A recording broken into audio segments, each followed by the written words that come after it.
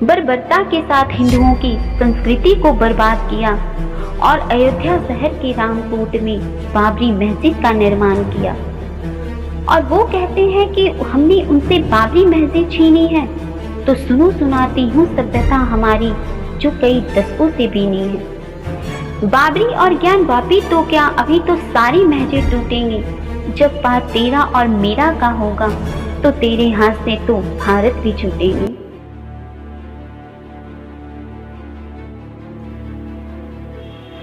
सुनो सुनाती हूँ तुम्हें मैं मुगलों की वो काली सच्चाई, जिसकी क्रूरता ने भारत में हर तरफ हैवानियत मचाई।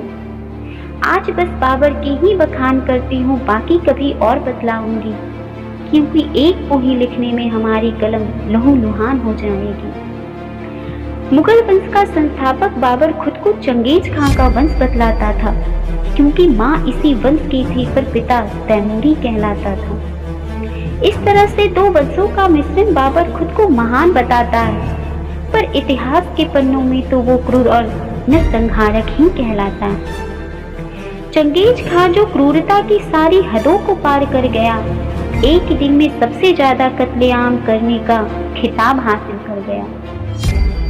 अब आती हूँ बाबर पर, जिसके वंशज आज के कुछ मुसलमान बनते हैं। कुछ इसलिए कह रही हूँ क्योंकि अधिकतर तो इसे गद्दार ही समझते हैं। जो अपने पिता की विरासत फरगना को भी संभाल न सका, वहां से हार कर अफगानिस्तान और बाद में भारत आ पहुंचा। पर पहली नहीं थी भारत के वीरों ने भी चूड़ियां और 4 बार हराया, जिसे वह बाबर कहां से महान हुआ। पर 5वीं बार आया और अपने धूर्तता से जीत गया, क्योंकि इन चारों आक्रमण से उसे भारत का भेद पता चल गया कि हो रही थी राजनीतिक उथल पुथल। इसी कमजोरी का फायदा उठाकर किया उसने पानीपत में आक्रमण। पर 5वीं जीत भी चोरी की थी, बहादुरी का नाम मत देना इसे, क्योंकि राणा सांगा अभी भी खड़े थे सीना तान कर रोके उसे। जीत हासिल करने पर भी अस्थायी राज्य बना न सका और राणा सांगा के साथ युद्ध में भारत की ताकत का पता चला। पर भारत के सब राजा जो युद्ध भी नियम से करते थे, नरसंहारक क्रूर शासक की क्रूरता के आगे वो हार गए। पर क्रूरता से छीना गया राज्य कभी अस्थायी हो न सका और मरने के बाद असंगठित विरासत अपने पुत्र हुमायूं को सौंप गया।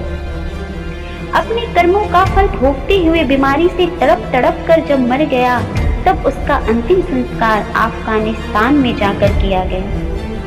तो उनके चेले चुटरे उनके नाम का चादर यहाँ क्यों चढ़ाते हैं?